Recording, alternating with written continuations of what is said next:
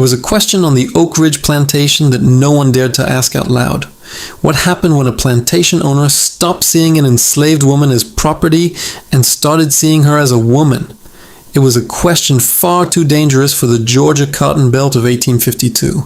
It was dangerous for him, dangerous for her, and dangerous for everyone caught in the middle of that story. But Colonel Arthur Henry Lancaster was never a man to avoid what was dangerous. He was a man of the land, of order, and of a word given only once.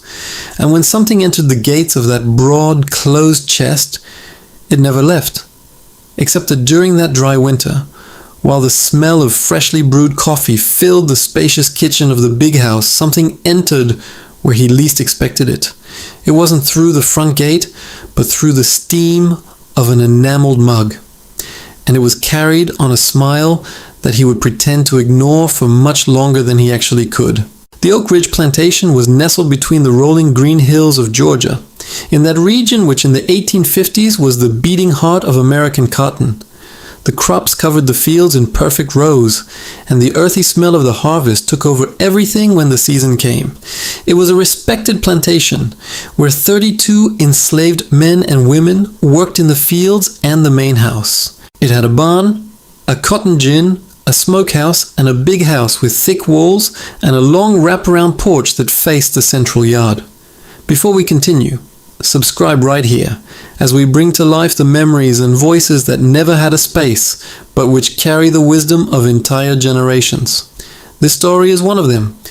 Colonel Arthur Lancaster was 31 years old and seemed to carry 10 more years in his gaze. He was tall, with broad shoulders marked by the work he insisted on doing with his own hands, a dark, untended beard, and a way of walking that took up space as if the space belonged to him, because it actually did. He had taken over the plantation far too early, at the age of 22, when his father died of yellow fever during the drought of 43. Since then, it was he who negotiated with the cotton brokers in Savannah, who decided when to plant and when to pick, who handed down punishments in the slave quarters, and who signed the Emancipation Papers when he judged that loyalty deserved a reward. He was feared and respected, known among those who attended the gatherings of the cotton barons as one of the most promising colonels in that region. And he was, according to the young ladies of the neighboring families, one of the most closed-off men in existence, having never married. He had never shown declared interest in anyone, and people said his heart was as hard as the oak wood that held up the beams of the big house. Only one man had access to what lay behind that hardness. Benjamin, the oldest enslaved man on the plantation, had been freed by the colonel's father 5 years before he died. Benjamin was about 60 years old, with white hair, a hunched back but a firm step, and the status of someone who was never a slave in his heart, even when the paper had said otherwise. He was a trusted driver, an interpreter between the colonel and the quarters, a silent advisor whom the colonel listened to without ever admitting that he listened. Benjamin had a daughter named Eliza, who was 25 years old and free. She had been born free because her father's emancipation happened before she was born, and because Colonel Henry Lancaster, Arthur's father, had signed the document with a generosity rare in that land. But freedom on paper is not the same thing as freedom in life, and Eliza knew that all too well. She had been working in the kitchen of the big house since she was 12, not because she was forced to, but because she needed to, and because cooking was the thing she loved most in the world. She had the gift, the kind of gift that isn't learned in a school, that comes from the hands, the sense of smell, and from absolute patience. She knew the exact point of the peach cobbler, just by the sound of the bubbling cast-iron pot. She knew when the fried chicken and okra had the right seasoning by the smell escaping through the window. She made a buttermilk cornbread that crumbled in the mouth like a kept promise, and black coffee strained through a cloth that was famous for being the best in the county. Dark-skinned, with deep, lively eyes, and hands that were delicate yet strong from so much kneading and stirring, Eliza had the light demeanor of someone who carries the world with a learned lightness, not a lightness that has never suffered. And Colonel Arthur pretended he didn't notice any of that, having pretended for far too long. On that morning, in June of 1852, the cold cut through the Georgia air like a blade. The mist still covered the rows of cotton when Eliza entered the big kitchen before dawn, as she did every day, and put the coffee on to brew. The smell spread slowly through the hallways of the big house, mixed with the smell of the cornbread she had left in the oven since the previous afternoon. It was a smell that woke up the entire plantation before the bell even rang. Colonel Arthur walked in without warning, his heavy boots marking the wooden floor, and stopped for a second to take in the smell. Then he said, without looking directly at her, that the coffee was too strong. Eliza turned slowly, holding a wooden spoon, and faced him calmly, telling him he hadn't even tasted it yet. He raised an eyebrow and said he knew by the smell, while she took a deep breath, holding back a laugh that wanted to escape. Then she told him to taste it, to be sure. He stepped closer and took the mug from her hands. Their fingers touched for a second that was far too fast and far too long, all at the same time. It was something Colonel Arthur felt shoot up his arm and settle into his chest before he could stop it. He took a sip, finding the coffee perfect, strong, exactly hot enough, with the right bitterness that woke the body without offending it. But he wouldn't admit defeat, merely stating it was acceptable, making Eliza bite the corner of her lip at the word acceptable. For someone who never praises anything, she knew that meant it was excellent, and he just stared at her. That lightness, without disrespect, without servile submission, without the lowered gaze he was accustomed to receiving, stirred something inside him that he didn't know how to name. No one spoke like that to Colonel Arthur Henry Lancaster, but she did. And he didn't know if that irritated him or made him want to stay right there, mug in hand, listening to more. Telling her to mind the kitchen while he minded the plantation, he walked out before his own heart could betray him. Outside, the cold hit his face, but it wasn't the cold that bothered him. It was the smell of cornbread that had stuck to him, and the way her voice seemed to echo more than it should inside a mind he had always considered orderly and disciplined. He couldn't even think about it, because she was Benjamin's daughter. He was the master of those lands, and there were limits. Arthur had always respected limits, or at least he thought he did. But during that winter of 1852 on the Oak Ridge Plantation, something shifted that day. And neither of them was prepared for what would come after that simple morning coffee. The following days were strangely restless for Colonel Arthur. He pretended otherwise, but any excuse was good enough to pass through the kitchen of the big house. He always found Eliza with her apron tied around her waist, her braided hair pinned up haphazardly, and that focused manner of someone who does one single thing with their entire being. That week, the Oak Ridge Plantation was preparing for the traditional Harvest Jubilee, the biggest celebration of the year in that region. There were fireworks, bunting, a decorated pole, a fiddle player, and a huge table of food that attracted folks from plantations miles away. And the one commanding everything in the kitchen was her, spending hours stirring creamy grits in a copper pot, baking pound cakes, cinnamon rice pudding, spiced sweet potato pie, and peanut brittle that snapped in the mouth. Colonel Arthur watched from a distance, telling himself he was just checking on the preparations. But deep down, even if he denied it to his own reflection in the mirror, it was something else entirely. On the afternoon before the Jubilee, he walked into the kitchen and found her alone, stirring sweet potato mash on the cast iron stove. The fire illuminated her face in a way he couldn't describe without feeling his chest tighten. Leaning against the doorframe, he told her it was going to burn, but she didn't even turn around, completely focused, replying that it wouldn't, and that he was the one distracted. He took a few steps and stood behind her, the smell of the sweet potatoes mixed with that simple perfume she wore, a cheap rose water bought at the town store, making something happen inside his chest that he had no words to name. Still stirring the wooden spoon, she asked if he came to inspect or to pester, and he crossed his arms. Stating he came to check the preparations, she finally turned her face to him. "With all due respect," she said, "the preparations were all fine, as she had been the one cooking in that kitchen for 13 years. The silence grew heavy as he took another step closer, asking since when she went around answering back like that. Eliza lifted her chin, but her gaze was sweet, not defiant. "Since the moment he started coming in there every day for no reason," she replied, leaving absolute silence in the room. It was a silence as heavy as the air before a thunderstorm, and he took another step closer while Eliza kept stirring the pot. The sweets began to bubble louder, and a hot splash almost reached her arm.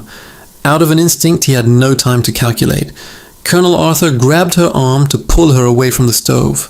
His broad, calloused hand wrapped firmly around her slender arm, and they stayed like that for a few seconds. Neither of them knew how to count. He felt her soft skin under fingers that only knew wood, leather, and the hoe. She felt his strength, but also felt something no man on that plantation had ever put into such a touch. Care. He murmured that she was going to get burned, his voice now lower and completely different. She looked down at his hand, still holding her arm, and asked if he was protecting her or trapping her. He let go immediately, stepping back as if he had touched a live coal, and warned her to be careful. He told her the world is not kind to a woman who forgets the place she occupies, leaving her in silence for a moment. Then she answered, almost in a whisper, that a man who lives in fear of what he feels is never happy. Colonel Arthur walked out without another word, but he did not sleep at all that night. Her voice kept echoing in his head like water running over a stone, wearing it down endlessly.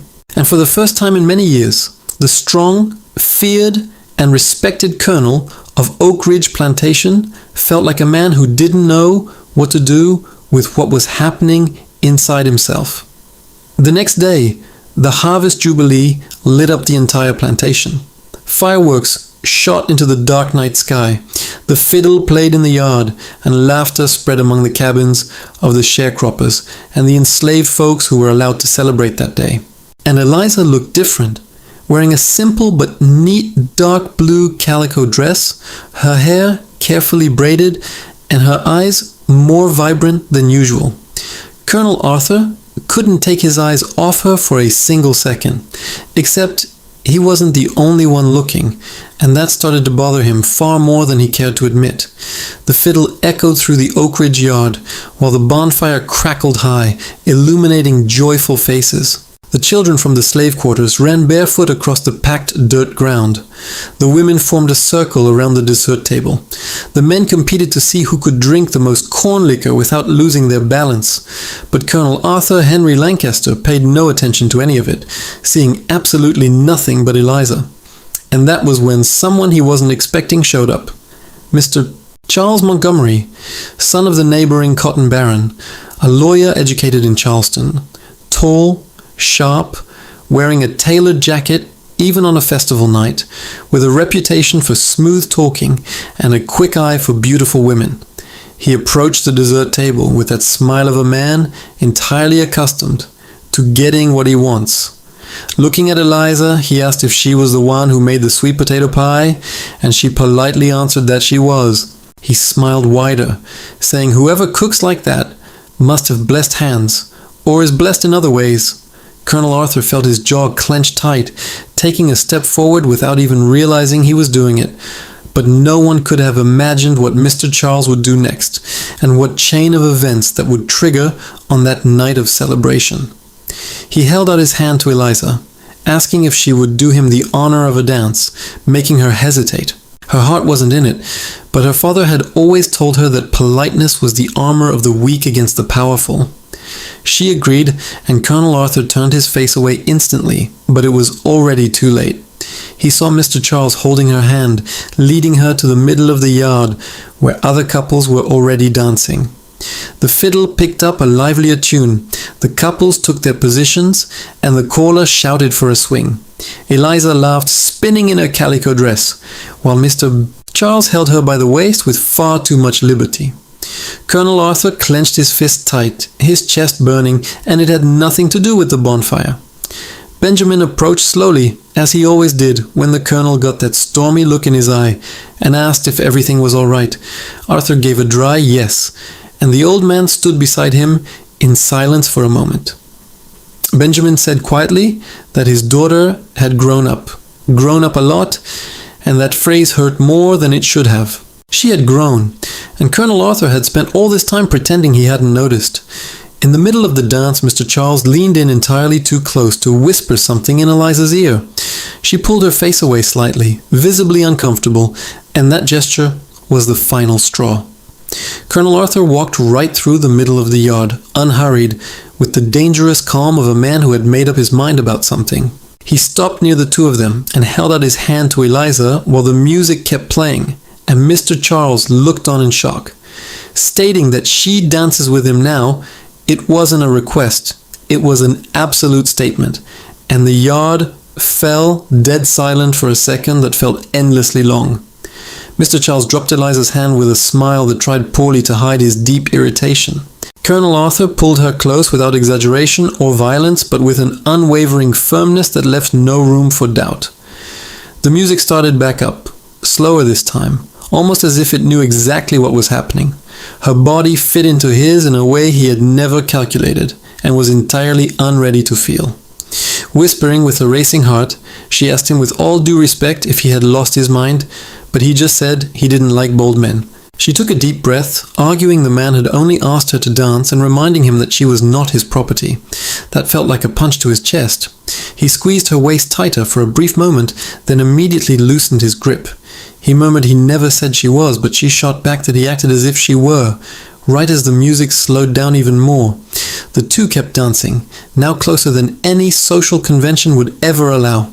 He could smell her perfume mixed with the wood smoke from the bonfire, and that mixture made something happen deep inside that he knew he could never undo. Colonel Arthur mumbled that he didn't trust that man, and she challenged him with total sweetness, asking if he didn't trust Charles, or if he just didn't trust himself. She looked up into his eyes, and he found himself completely without an answer. For the first time in his life, the colonel had no ready response when the music finally ended. They stood there staring at each other for a few seconds that seemed unwilling to end, until Eliza finally took a step back. She wished him a good night and walked away, not toward Mr. Charles, and not toward anywhere else at the party. She went straight back to the kitchen, entirely alone, like someone who desperately needed air and shade at the same time. Colonel Arthur stood frozen in the middle of the yard with the strange sensation of a man who had just realized something impossible to ignore. It was fear. The fear of losing something he didn't even have the courage to admit he wanted. That night, as the last embers of the bonfire faded and the enslaved folks returned to their quarters, he stayed awake on the porch of the big house, listening to the silence of the valley. And he finally understood, with that heavy clarity that always comes too late, that what he felt for Eliza wasn't just mere annoyance. It was jealousy, and jealousy only is born when the heart has already made its choice. This is a great moment for you to hit the notification bell. Every story we bring is a voice that time tried to silence, so please stay with us until the very end. The story of Eliza and Colonel Arthur still has so much more to reveal. After the Jubilee ended and the last fireworks faded in the southern sky, the Oak Ridge Plantation sank into that dense rural silence that only those who live there truly know. Crickets chirped, the wind rustled the cotton leaves, and cattle lowed in the distance while Eliza was still wide awake in the big kitchen. She always stayed until the very end, tidying up what was left, storing the uneaten food, and scrubbing the enormous iron pots that had fed the entire plantation. Her blue calico dress was already stained with cinnamon and sweet syrup, but she really didn't care. She was tired, of course, but what truly left her restless was the memory of the dance. The way Colonel Arthur had appeared in the middle of the yard, the firmness of his hand on her waist, and the look in his eyes that she couldn't classify as masterly or casual, because it was neither. It was something else entirely, something she was just as afraid to name as she was desperate to fully understand. She picked up a knife to cut a piece of leftover cheese from the table. Her thoughts kept pulling her back to the yard, to the dance, to his deep, low voice, and suddenly the blade slipped. It made a fine cut on her index finger, deep enough for bright red blood to beat up rapidly. Eliza pressed it with the cloth of her apron, but the sting of the pain was enough to snap her out of her thoughts. Almost at that exact same instant, the kitchen door swung open. His deep voice filled the room before she even saw his face, asking if she was still there. Surprised, she turned around, squeezing her bleeding finger, and said she was just finishing up, as he took 2 steps and immediately saw the blood. Something had fundamentally changed that day in the way Colonel Arthur moved, and right at that moment, it became visible. His expression shifted instantly as he demanded to see it, stepping closer far too quickly for it to be mere indifference, while she insisted it was nothing. He repeated his demand to see it, speaking with a firmness that didn't belong to a colonel. It belonged to someone who was genuinely afraid of what they were seeing. And after hesitating for a second that felt like much longer, she slowly held out her hand. Colonel Arthur held her finger with a gentleness that he himself didn't seem to know where it came from. It wasn't the touch of ownership, nor the touch of a superior. It was the touch of someone absolutely terrified of causing any more pain. He pulled a clean rag from the shelf and carefully applied pressure to the small cut. He murmured that she never pays attention when her head is full, prompting her to look closely at him. And she replied that he never admits when his head is full either, making him lift his eyes to meet hers. That closeness was so entirely different from all the other times it had happened before. There was no provocation, no argument, no heavy armor that he wore in every other waking moment. There was only breathing that was far too close, and a silence that spoke volumes more than any word used on that plantation since Colonel Henry died and left his son in charge. He asked her softly, almost without realizing he was asking, why she had agreed to dance with Charles, and Eliza took a moment to respond. "Because you never ask me," she finally said, leaving the sentence suspended in the kitchen air like smoke from a clay stove. Colonel Arthur felt his chest tighten with a forceful grip he had never known before.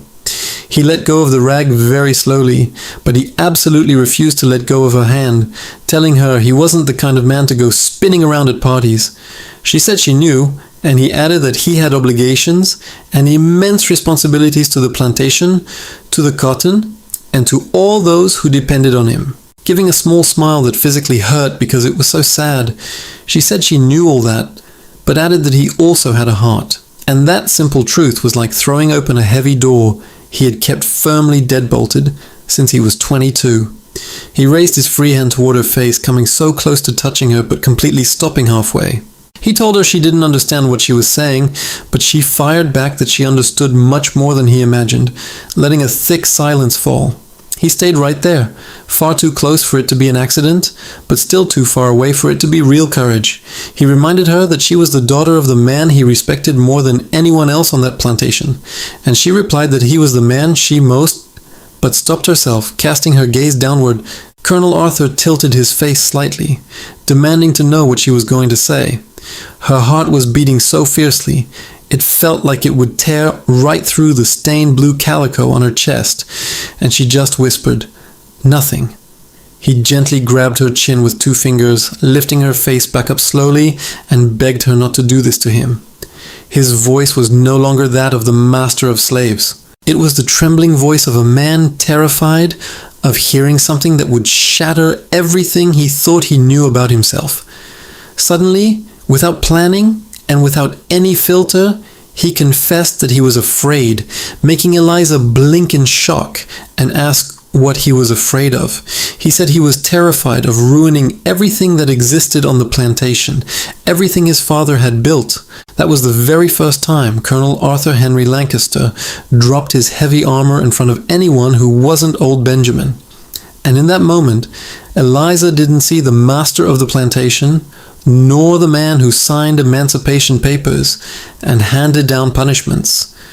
She saw a fragile man carrying far too much loneliness on those broad shoulders.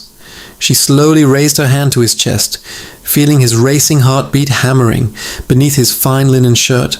She told him that sometimes people only ruin things when they refuse to try, and the world suddenly seemed far too small to contain that moment. He slid his hand slowly down to her waist, a calm, deeply respectful gesture, as if he knew this was fundamentally different from anything he had ever done. He brought his face so close that their breathing completely mixed together in the quiet room. But right before what was going to happen could actually happen, slow footsteps echoed loudly right outside, and Colonel Arthur quickly pulled away. Old Benjamin walked past the kitchen window, casually adjusting his straw hat on his way back to the quarters, completely unaware of anything. The silence returned, but now it was different.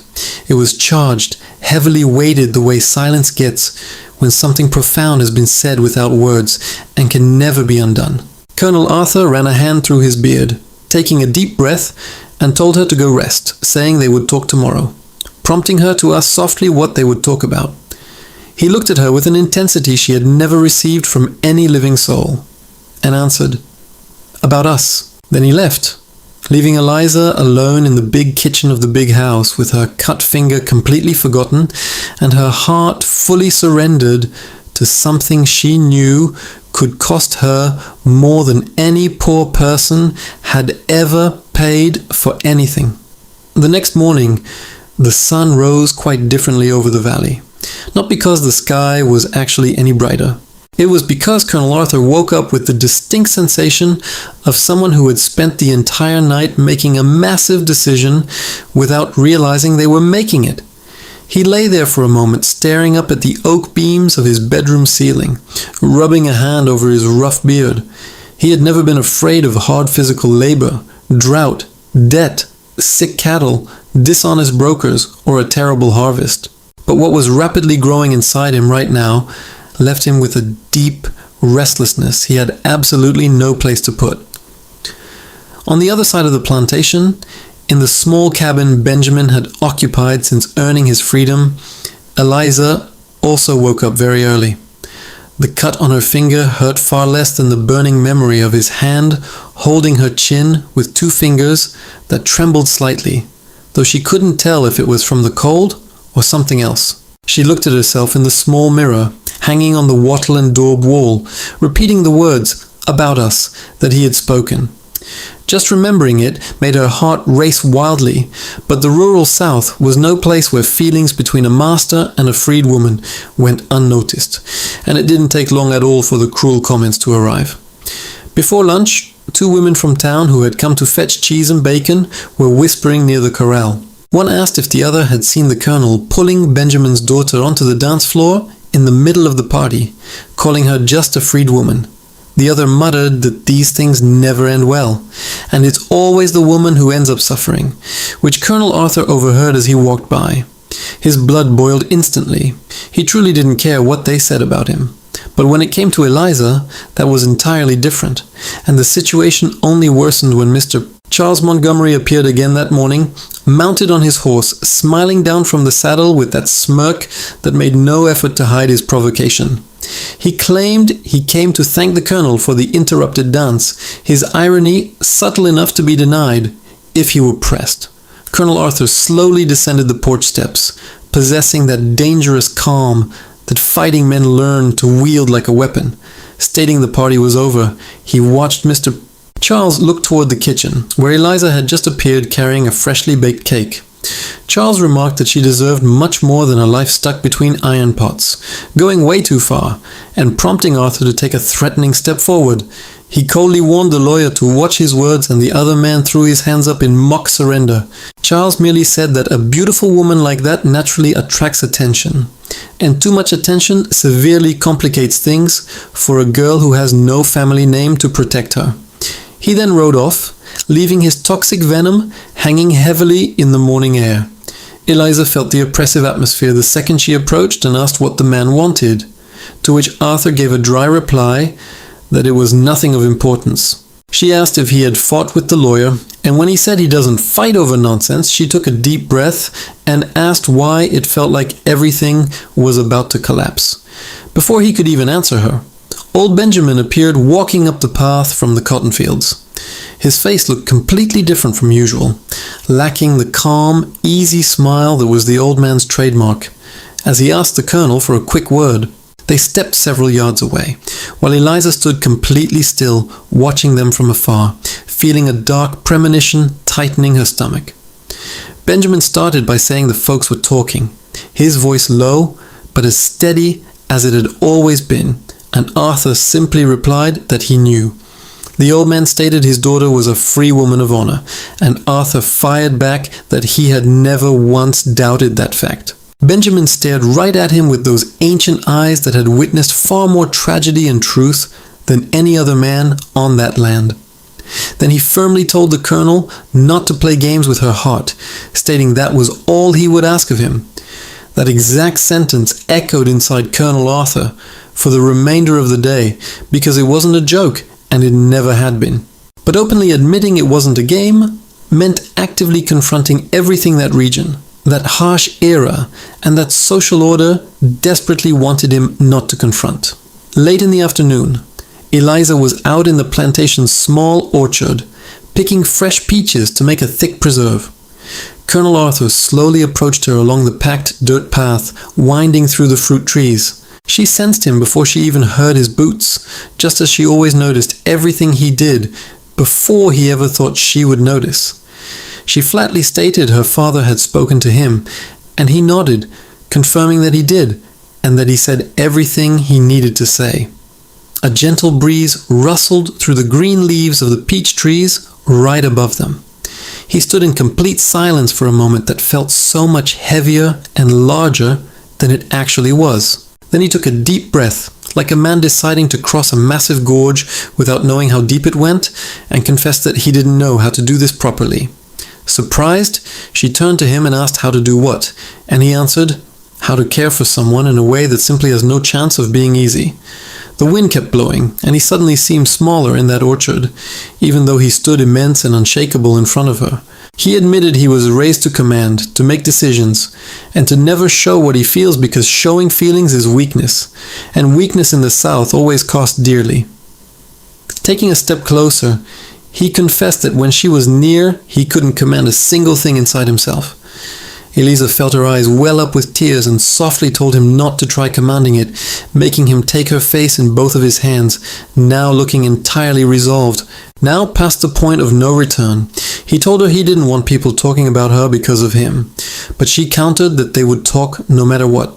He insisted he didn't want her to suffer, but she fired back that she already suffered whenever he pretended he didn't feel anything, and that was the absolute limit.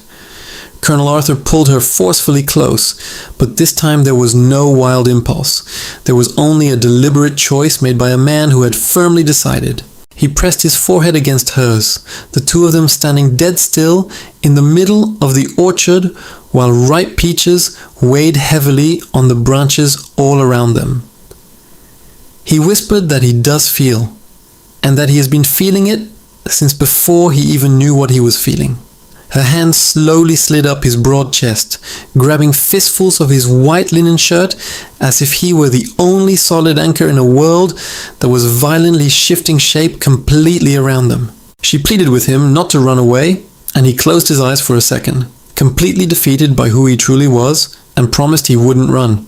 But cruel destiny hadn't finished aggressively testing that forbidden love just yet, because while they stood exactly like that in the quiet orchard, leaning on each other, as if the whole world had shrunk down just for them, someone was watching from the distant porch of the big house. And not everyone living on the Oak Ridge plantation was remotely willing to accept what was rapidly unfolding.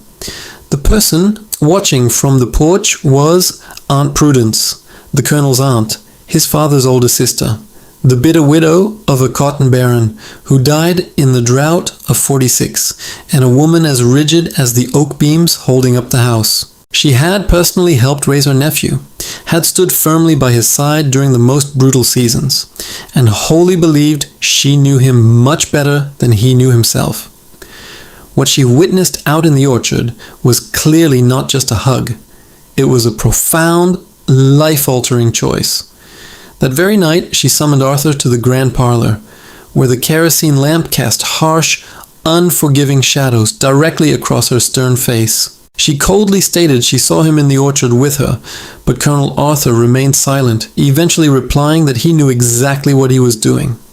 She snapped that the girl was the daughter of a freed slave, and even though she was born free, the entire world knew exactly where her blood came from. She harshly reminded him that he was Colonel Arthur Henry Lancaster, that their plantation carried a heavy name, and that Eliza wasn't just Benjamin's daughter. She said Eliza is what she is, letting a brutal silence weigh down the room before Arthur finally took a step closer. He shot back that Eliza is honest, incredibly hardworking, and possesses far more dignity than plenty of people who have fancy last names but lack any real honor. Aunt Prudence hardened her furious glare and coldly stated that dignity doesn't fix a single thing about what the vicious world is going to say about him. Outside, Eliza knew absolutely nothing about this tense conversation. She was busy in the kitchen, making the thick peach preserves she had promised to make with the afternoon's harvest. She stirred the heavy iron pot with far more force than necessary, desperately trying to calm the dark premonition that had settled tightly in her stomach ever since she saw her father walk toward the colonel with that stormy face.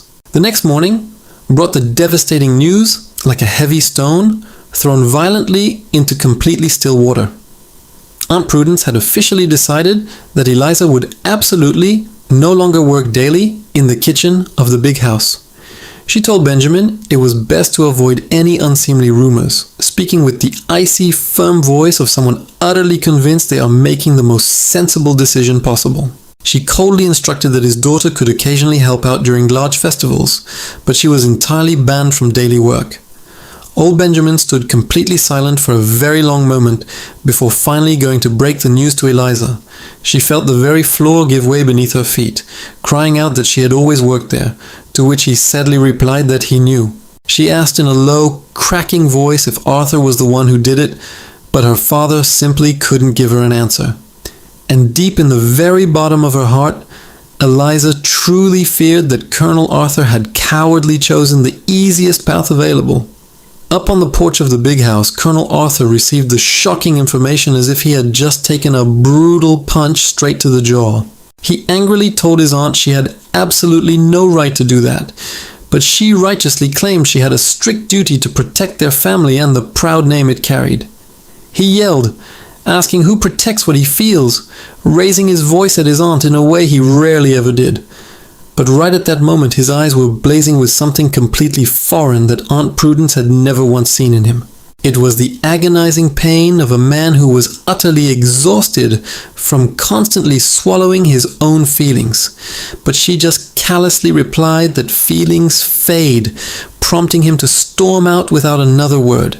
He marched straight down to the small cabin where Benjamin lived with his daughter and knocked on the wooden door with heavy firmness until Eliza opened it. Her eyes were totally red from weeping, but her posture was perfectly straight as she softly yet pointedly asked if he had come to say goodbye. He felt the crushing weight of everything that awful word carried and defensively stated he didn't order her removed from the kitchen, but she quickly countered that he didn't do anything to stop it either. That stinging truth hurt him deeply. He stepped inside and quietly admitted he only just found out, so she demanded to know what he was going to do about it. He stood in complete, suffocating silence for a few seconds that felt like an absolute eternity. Colonel Arthur Henry Lancaster, the man who made ruthless decisions about crops, cattle, massive lines of credit, and human beings without ever hesitating, stood completely silent in front of a 25-year-old woman staring him down with tear-reddened eyes. He finally promised he would fix it, but she sharply replied that the kitchen wasn't what desperately needed fixing. It was the very first time she completely dropped his title and spoke to him without the mandatory distance of a master. She told him that he was the one who was broken, while the wind softly blew the simple curtains on the cabin window. He gently took her face in his hands with a delicate care that completely contrasted with the hard man the rest of the plantation knew. He confessed he had spent his entire life trying to be the proper colonel, the strong man, the one who never fails and never shows weakness. His voice completely cracked for the very first time she could ever remember hearing. He tearfully admitted that he had failed miserably the moment he let his fear speak for him. Her deep eyes immediately filled with hot tears that she made absolutely no effort to hold back. She softly cried that she didn't want to be the cause of a brutal war within his family, but he firmly replied that she was the only reason he finally had any courage. That profound truth changed absolutely everything. He gripped her hands tightly, displaying that intense, familiar resolve that everyone who knew him recognized as the definitive point of no return. He declared he was gathering everyone in the yard tomorrow, and when she frantically asked what for, he said it was to tell them he had chosen her, making her heart race as she repeated the word chosen. He brought his face incredibly close, his voice as low and overwhelmingly intense as a flooded river, and explicitly told her he chooses her. He fiercely clarified he wasn't choosing her as a freedman's daughter or as a cook, but entirely as a woman. Her heavy tears finally poured down, driven not by sadness, but by that overwhelming relief that only comes when a person realizes they never have to pretend they don't feel anymore. He pressed his forehead firmly against hers and vowed that this time he absolutely would not run away. Outside, the dark sky was rapidly filling with heavy clouds, announcing a coming storm. But inside that small, humble cabin, for the very first time in a long time, there was absolutely no fear. There was only unbreakable decision. The next morning dawned incredibly heavy on the Oak Ridge plantation, the air smelling of wet earth, while the valley still clung to the dark clouds from the midnight rain. Colonel Arthur woke up long before the sun even reached the endless rows of cotton. He methodically put on the crisp white shirt he strictly reserved for going into town to handle serious business. He ran a rough hand through his beard, took a deep breath like a man preparing for a battle he knows will alter everything, and walked straight to the center of the plantation. He ordered absolutely everyone to be summoned, the overseers, the sharecroppers, the field hands, and all the enslaved workers who were permitted near the big house. Benjamin arrived standing right beside Eliza, who kept her head held high and her hands neatly folded over her apron, her heart hammering in a frantic rhythm she couldn't remotely control. Aunt Prudence stood up on the grand porch, her arms tightly crossed and her gaze as cold and hard as granite.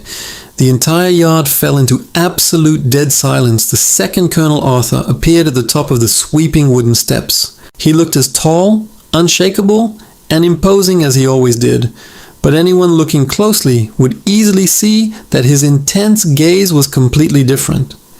It wasn't the arrogant look of a master preparing to bark an order. It was the solemn look of a man about to deliver a profound truth that was desperate to finally get out. He announced he had called them all there because that plantation had always been built upon a foundation of respect. His loud, clear voice echoed across the massive dirt yard as he declared that respect always starts with the truth, causing the working men to nervously exchange glances. He slowly walked down the wooden steps and deliberately stopped right in the middle of the yard, completely within reach of everyone. He loudly addressed the crowd, stating it was decided yesterday that Eliza would no longer work in the kitchen of the big house, sending a soft, confused murmur rippling through the massive group. He immediately raised his hand, demanding total silence, and firmly clarified that the decision was not his, causing Aunt Prudence to harden her furious glare from the porch. He boldly declared that from this exact moment forward, every single decision regarding the plantation was his alone. And then he turned his head, visibly searching for Eliza among the massive sea of faces in the yard. The very second his eyes locked onto hers, the entire world around them seemed to hit a complete and total pause. He confessed aloud that he had spent far too much time pretending he felt nothing, and even more time pretending that being strong meant showing absolutely no emotion.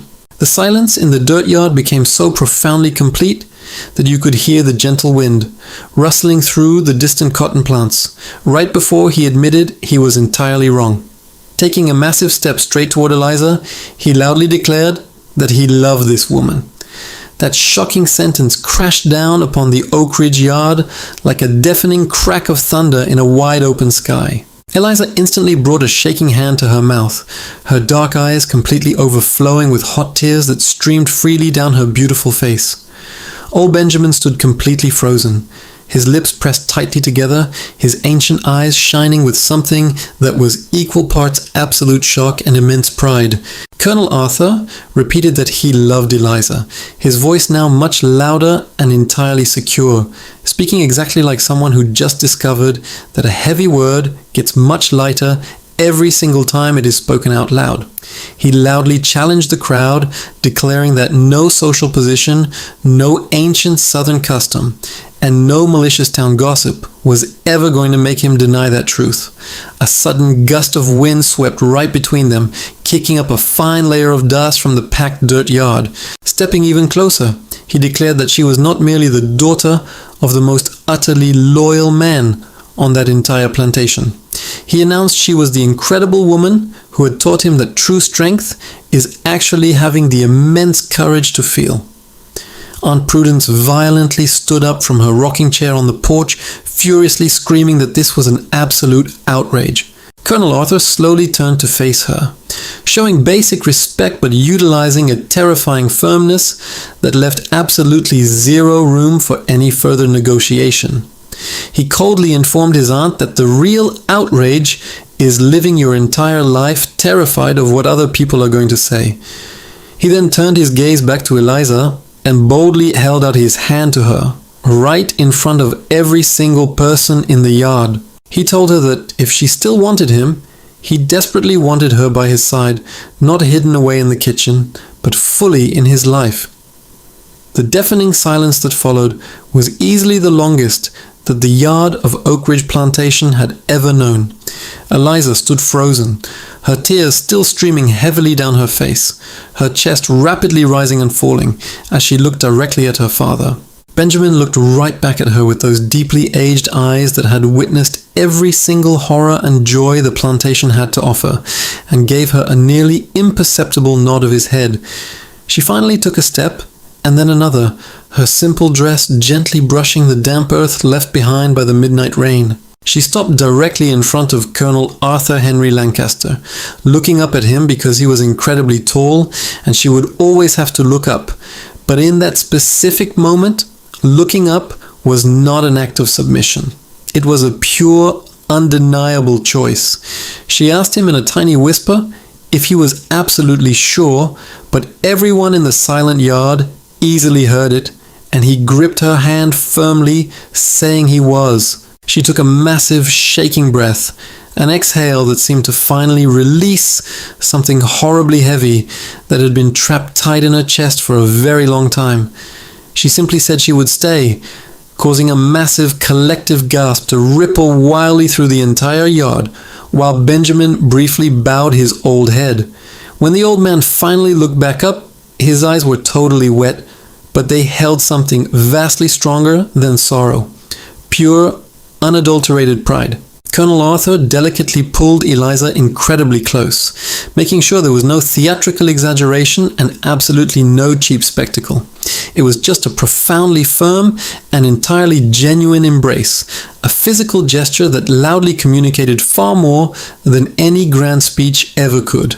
And in that miraculous instant, the Oak Ridge Plantation bore witness to something that, in that brutal land and vicious era, was much rarer than a massive cotton harvest during a terrible drought. They witnessed a powerful man actively choosing high love over easy social convenience. And they witnessed a miraculous event that cruel time would repeatedly try and completely fail to ever erase. After that astonishing morning completely shattered the history of Oak Ridge into a distinct before and after, the silence that settled was radically different from all previous silences. It was the fresh, hopeful silence that only comes after a massive storm, when the air is perfectly clean and the earth smells strongly of new beginnings. Colonel Arthur absolutely refused to let go of Eliza's hand as they walked together back up the steps of the big house, not doing it as a master's imposition, but because he had made his final decision. And when Colonel Arthur Henry Lancaster decided on a path, he never ever went backwards to undo it. Aunt Prudence was still standing on the grand porch, her arms aggressively crossed and her glare entirely hardened. But within that harsh stare, there was a tiny microscopic fracture that only someone incredibly close to her would ever know how to identify. It was definitely not approval, but it was the absolute beginning of a slow resignation that would inevitably come with time, because passing time is the only force capable of softening what pure stubbornness hardens. The vicious rumors immediately hit the nearby town, exactly as they always do in small rural places where absolutely everyone knows everyone else's name and history. But the gossip arrived much weaker than anyone actually expected, simply because when a powerful man owns his truth in front of the entire world without stuttering, malicious talk completely loses its power. And Colonel Arthur Henry Lancaster had owned it all without stuttering for even a single second. Later that very same week, he walked down to Benjamin's small cabin right at sunset, carrying a simple, wrapped package in his large hands. He knocked on the wooden door exactly like a common young suitor, and Benjamin opened it, waiting with that immense patience that was his personal trademark. Colonel Arthur politely removed his hat, looked the old man in the eye, and respectfully asked for Eliza's hand in marriage. The stark simplicity of that incredible sentence brought a beautiful, heavy weight to the quiet room. Eliza, who was standing right behind her father, instantly brought both of her shaking hands to her chest as Colonel Arthur continued speaking. He acknowledged that Benjamin had dedicated his entire life to the plantation, and that Eliza was the greatest treasure the old man had in the world. Arthur honestly admitted he couldn't promise an easy life, but he absolutely promised deep respect, vowing she would never once be made to feel smaller than she truly was. He swore that her own dreams would always be taken exactly as seriously as his own, prompting Benjamin to take a massive, emotional breath. The old man softly noted that Arthur had always been a man of his word, and the colonel immediately replied that he now desperately wanted to be a man of pure love too. The old man turned to look at his beautiful daughter, clearly seeing in her bright eyes the serene happiness of someone who had chosen firmly with both her head and her heart. Benjamin slowly extended his heavily calloused hand, demanding the colonel take good care of her, and Arthur gripped it tight, promising he would, as Eliza slowly stepped forward. Colonel Arthur gently handed her the wrapped package, which contained a brand new, hardbound notebook and a heavy iron key. He told her the notebook was for her to write down every single one of her amazing recipes. He flashed a rare, crooked smile, the exact kind of smile that perhaps only she was ever capable of pulling out of him. He revealed he had ordered the old stone building near the orchard entirely rebuilt, making her heart race wildly. He declared he wanted her to have her very own grand kitchen, complete with a brand new cast iron stove and wooden shelves built entirely for her. And he promised they were going to sell her incredible sweets in town under whatever name she wanted to choose. Heavy, joyful tears freely streamed down her face, and for the very first time, she felt absolutely zero shame in letting them fall. He finished by telling her in that deeply truthful voice she had learned to recognize that he didn't just want her in his life. He told her he wanted all of her dreams too, making her throw her arms around him and bury her crying face into his broad chest wrapped in white linen. And right there, entirely surrounded by the earthy smell of wet dirt and the sweet smell of a new promise, they officially sealed their beautiful beginning. The months that immediately followed were easily the strangest and most incredibly beautiful that the Oak Ridge plantation had ever seen. Aunt Prudence remained deeply rigid, but she completely stopped openly opposing them, having finally realized that fighting it only pushed her beloved nephew further away. Mr. Charles Montgomery never showed his face again, and the malicious town gossip slowly died out as Colonel Arthur remained steadfast, respected, and completely unapologetic about who he was and what he felt. Eliza enthusiastically took over her brand new kitchen near the orchard, a huge, beautiful room featuring a modern brick stove, sturdy wooden shelves for her heavy iron pots, and a large window looking right out at the peach trees. On her very first morning, she stood perfectly still in the doorway for a long time, just staring in awe at that incredible space that was entirely hers. Then she walked in, proudly tied on her apron, and started cooking, letting the amazing smell of sweet peach cobbler drift across the valley and over the cotton fields, as if the wind itself was celebrating. Something fundamentally changed that specific day at Oak Ridge in a way that simply could never be reversed. Old Benjamin started walking with a noticeably lighter step, and Colonel Arthur began showing up at the new kitchen every afternoon, not to inspect, but just to sit on the wooden bench by the window and listen to her talk about the recipes in her book. Her famous peach preserves quickly hit the town store under the proud name Eliza's Sweets, totally selling out in the very first week. On a perfectly clear morning in September of 1853, the plantation looked entirely different. There were no festival buntings or jubilee fireworks in sight. Instead, there were gorgeous wildflowers handpicked by the enslaved workers who had specifically asked for permission to decorate the main yard. There was a traveling preacher who had ridden all the way out from town on a mule. There was Benjamin, dressed in his absolute best clean clothes, sitting proudly in a fine chair that Colonel Arthur had ordered brought down from the big house just for him. And there was Eliza, wearing a breathtakingly simple white cotton dress that the women from the quarters had spent 3 entire weeks secretly sewing. Not because anyone ordered them to, but because they desperately wanted to be part of something that somehow belonged to all of them. Colonel Arthur Henry Lancaster stood proudly waiting in the center of the yard, his rough beard neatly trimmed, for the first time in weeks. He wore a pristine white shirt, and his gaze was more open and vulnerable than anyone on that entire plantation had ever seen.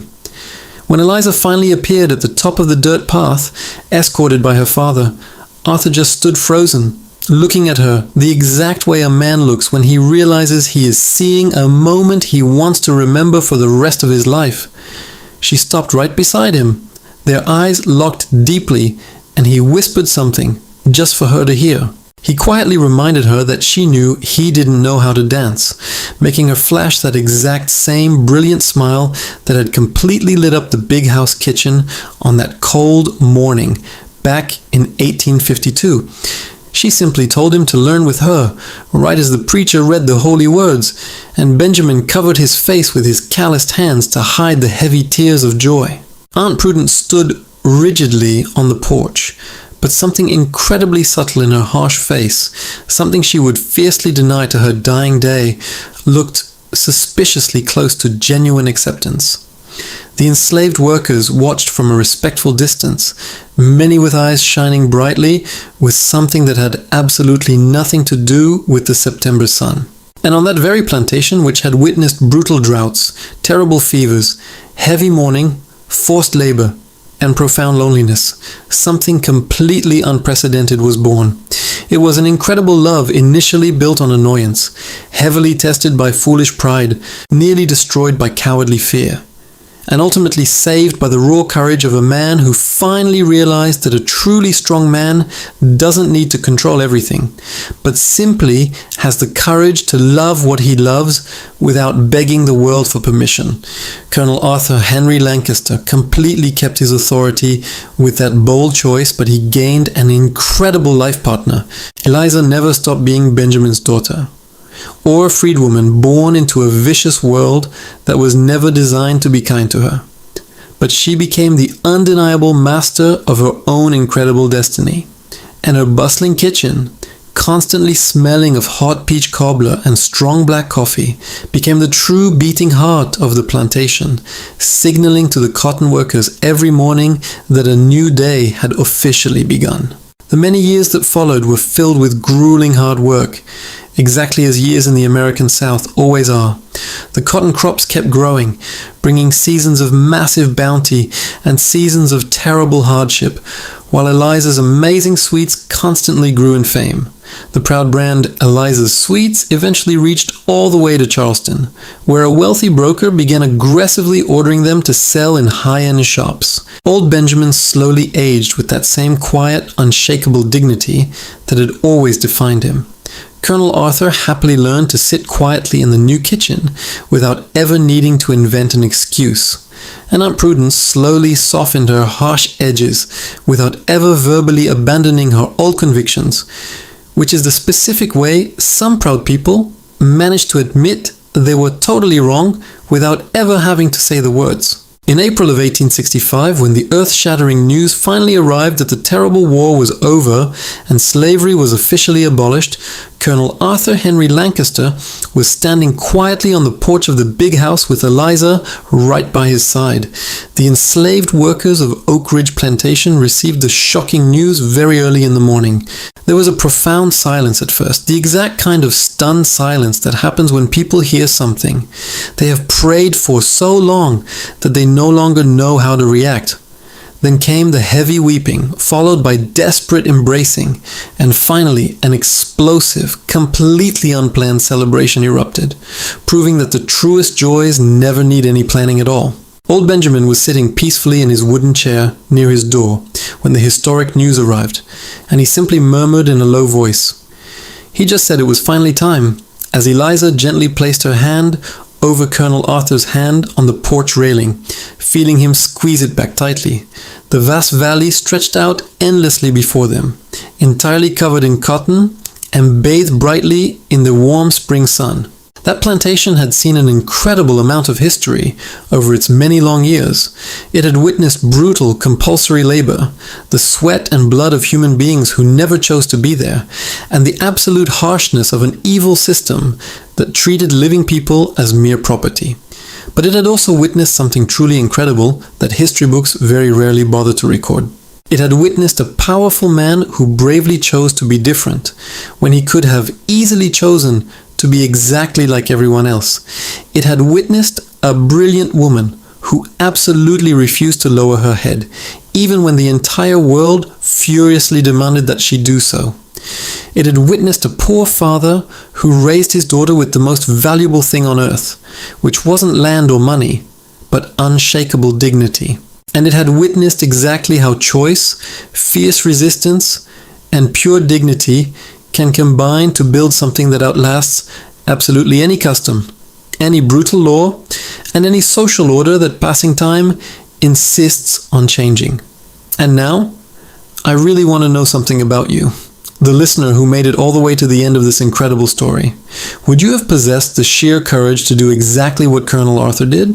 To fully own what you feel in front of the entire world, even when that entire world stands fiercely against you? Tell me right down here.